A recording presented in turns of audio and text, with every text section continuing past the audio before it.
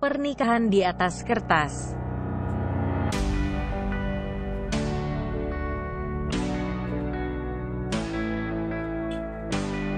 Jangan lupa subscribe ya, dukungan kalian untuk berkembangnya channel Novelku. Jangan lupa tersenyum.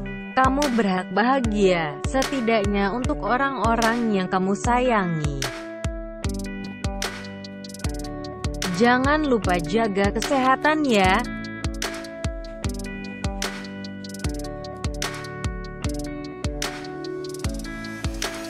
Jangan lupa subscribe ya, karena subscribe itu gratis selamanya.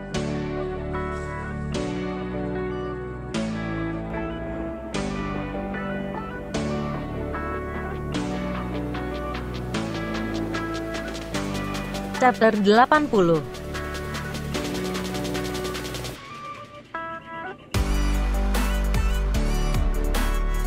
Rekaman CCTV itu memperlihatkan dengan jelas bahwa suster yang tadi itu memang menaruh obat-obatan yang udah diresepkan oleh Ira, Pak. Tapi berselang beberapa menit, saat suster keluar dari ruangan ini, ada seseorang yang masuk dan beberapa menit kemudian orang itu keluar lagi, Pak. Dugaan sementara, orang itu yang menukar obat yang tadi dikonsumsi oleh Senja. Pak. Siapa dia? Tanya Haris geram. Aksa. Haris mengepalkan tangannya dengan begitu erat. Rasa dendam yang kian menumpuk membuatnya menjadi pribadi yang amat keras. Jika siapapun yang bermain-main dengannya bisa ia singkirkan dengan mudah. Bagaimana dengan Aksa? Apakah ia juga akan melakukan hal yang sama? Sekarang kamu tanya Din. Bagaimana perkembangan penyelidikan dia tentang kasus tabrak lari pada Agnes dan mama kamu saat itu? Dan Papa akan menghubungi Pak Nasruddin, pengacara keluarga kita untuk menyelesaikan semuanya. Kamu udah ikhlas kan? Jika kakak ipar angkatmu itu dihukum seumur hidup atau bahkan dihukum mati. Papa yakin? Tanya Fauzan tak percaya pada ucapan sang ayah. Kamu harus belajar dari pengalaman, Fauzan. Ini udah kriminalitas yang sangat berat kasusnya. Gak bisa dibiarin begitu aja. Janin kamu yang gak berdosa dan bahkan belum kenal dunia aja udah bisa dibunuh, apalagi yang lainnya? Tanya Haris menohok. Yang jahat akan tetap seperti itu, Pak. Sulit untuk dicegah. Kita gak bisa gegabah juga. Ada hati yang harus kita jaga. Dan aku gak sanggup untuk bisa melihat hati itu tambah sedih lagi. Sangkal Fauzan. Yang baik akan kalah dengan yang jahat kalau yang baik hanya mau berdiam diri tanpa introspeksi diri dan mencegah semuanya. Sabar itu memiliki arti untuk bisa bergerak, Fauzan. Bukan berdiam diri. Paham gak sih kamu? Seru Haris menantang. Melihat keteguhan sang ayah yang dengan keyakinannya yang penuh, Fauzan mulai berubah pikiran. Rasa sakit yang dirasakan Senja harus segera dihentikan. Rasa dendam yang kian tertimbun harus segera dikikis. Dengan apa? Mengakhiri semuanya. Apa dengan cara itu akan selesai semuanya? Mungkin saja. Setidaknya keluarga Fauzan bisa bernafas sedikit lebih lega dari hari-hari menyakitkan sebelumnya. Papa udah benar-benar yakin ini jalan yang terbaik untuk kedepannya? Apa gak akan menimbulkan masalah baru yang lebih besar lagi dari ini? Tanya Fauzan sedikit ragu. Sangat yakin. Untuk apa dipertahankan? Kita gak bisa membiarkan orang psikopat seperti dia untuk melakukan hal yang lebih keji lagi. Semua yang udah terjadi ini udah di luar batas, Fauzan. Ya udah Pak, aku udah ikhlas, PA. Setelah melihat semua yang udah dilakuin Aksa, aku juga udah gak mentolerir lagi. Dari mulai dia membunuh mertuaku dengan sangat kejam, lalu mencoba membunuh mama dan adik aku juga, dan sekarang anak aku juga kehilangan nyawanya karena perbuatan dia. Mungkin kalau gak ada semangat dan dukungan dari papa, aku pasti udah cukup hancur untuk sekarang ini, Pak. Fauzan mengutarakan semua perasaan yang selama ini mengganjal hatinya. Semua dendam yang kian menumpuk seolah-olah telah menunggu waktu untuk segera meledak. Sesekali Aksa harus ditindak tegas, agar dia itu tahu kalau saat ini dia sedang bermain api dengan siapa. Jangan coba macam-macam dengan keluarga Arsyadinata, tegas Haris. Nampaknya suara bisikan mereka kian lama kian mengeras. Sepasang telinga yang amat diwanti-wanti untuk tidak mendengar percakapan itu, kini malah mendengar semuanya sambil menangis. Aku gak ikhlas, PA, sahut Senja dengan begitu lirih. Senja, kamu udah bangun, sayang. Kenapa sayang? Apa yang sakit? Bilang sama aku ya, tanya Fauzan begitu khawatir. Sakit-sakit di sini, lirih Senja sambil menunjuk dadanya. Nah, benar saja dengan apa yang menjadi kecemasan Fauzan sedari tadi. Senja lebih merasakan lebih kesakitan pada hatinya, bukan tepat lebih pada bekas luka bedahnya. Senja menangis sejadinya-jadinya dengan air mata yang seolah tak bisa dibendung lagi. Air mata yang mengalir deras seolah banjir bandang yang tak bisa lagi untuk dicegah dengan apapun juga. Sakit, Fauzan, rintis Senja dengan tersengal-sengal. Fauzan mengunci tubuh Senja dengan kedua tangannya. Dada sang istri yang terlihat kembang kempis mengisyaratkan akan rasa sakit yang tak cukup disembuhkan hanya dengan tangisan. Sayang, ada aku di sini. Luapi semuanya yang mengganjal hati kamu ke aku ya sayang. Kita berbagi duka yang kamu rasain. Jangan dinikmati sendiri. Kita itu suami istri, kita perlu berbagi. Meski hanya sebuah duka yang sangat menyakitkan, ucap Fauzan mengusap lembut tetesan air mata Senja. Aku tahu anak aku meninggal kan?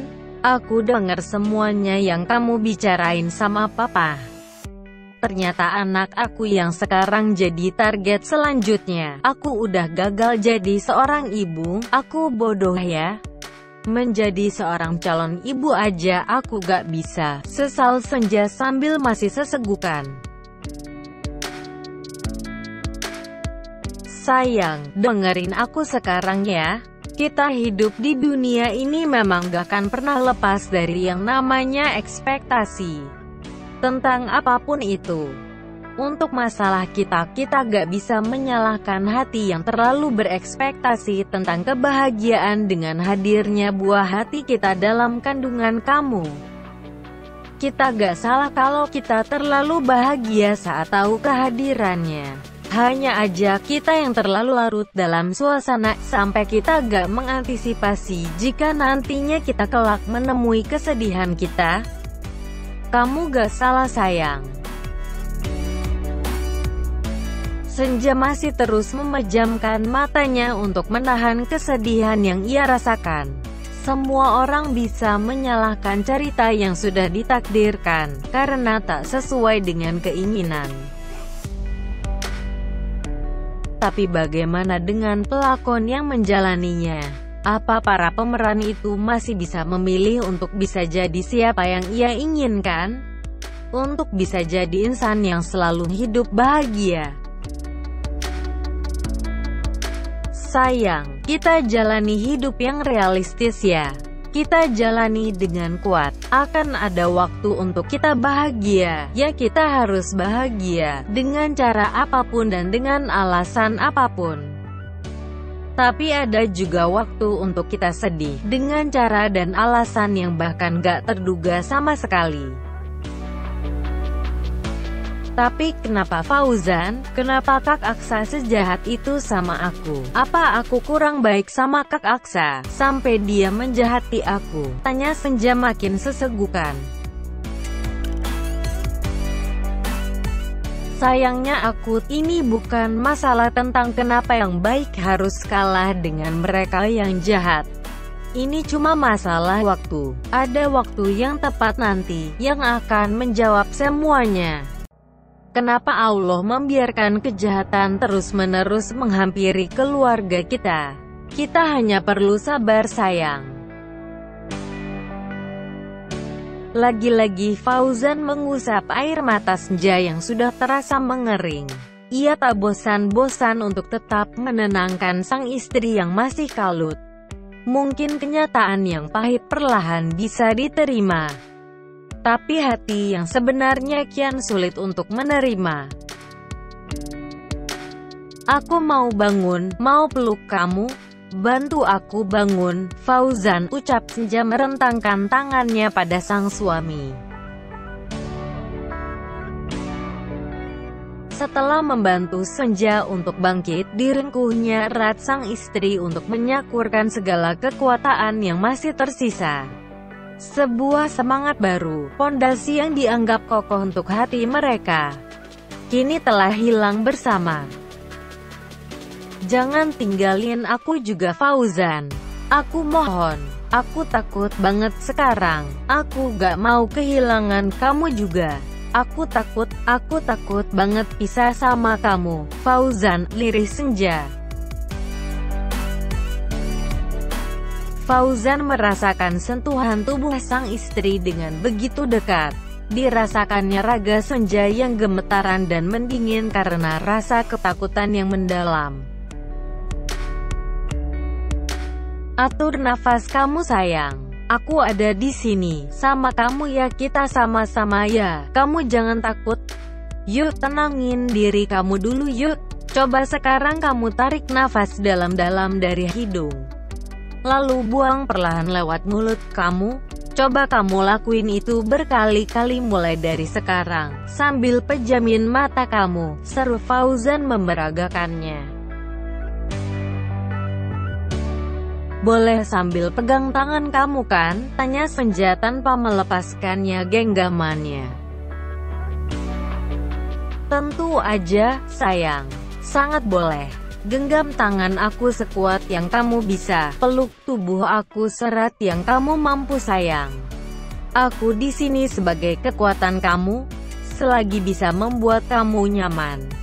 Lakukan sayang, seru Fauzan membalas genggaman tangan Senja.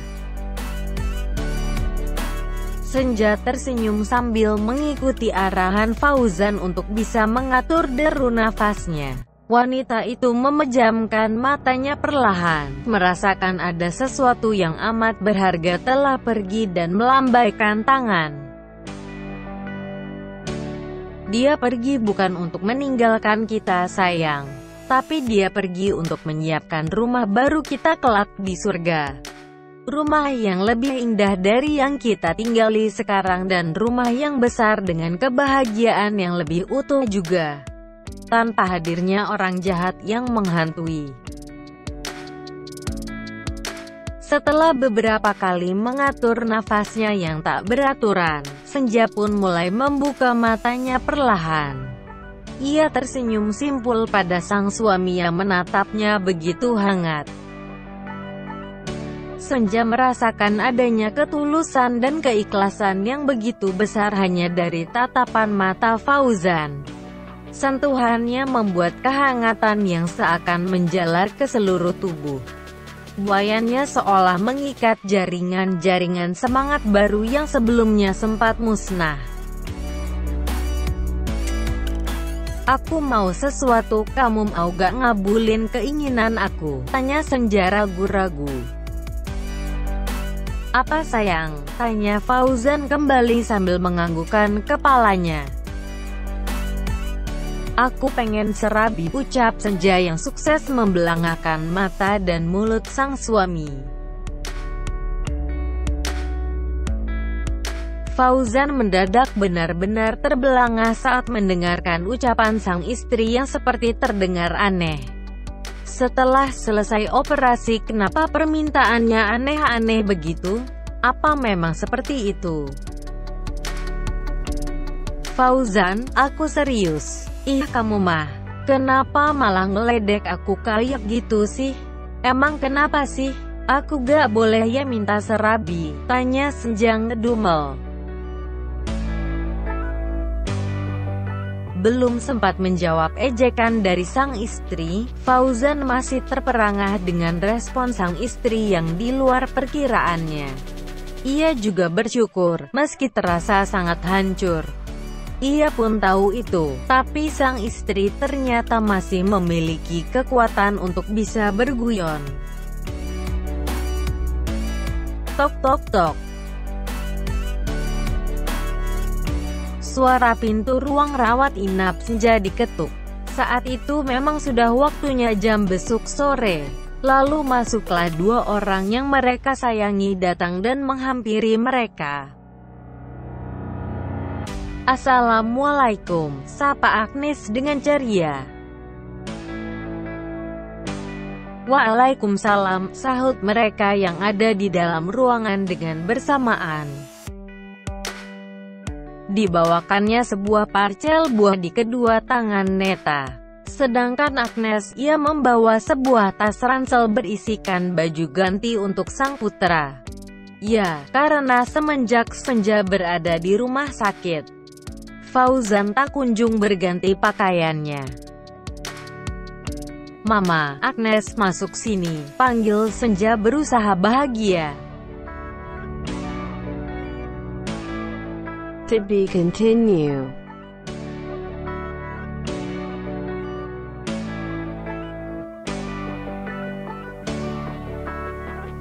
Jangan lupa subscribe dan follow Instagramku Yao. Jaga kesehatan selalu. Thanks for watching.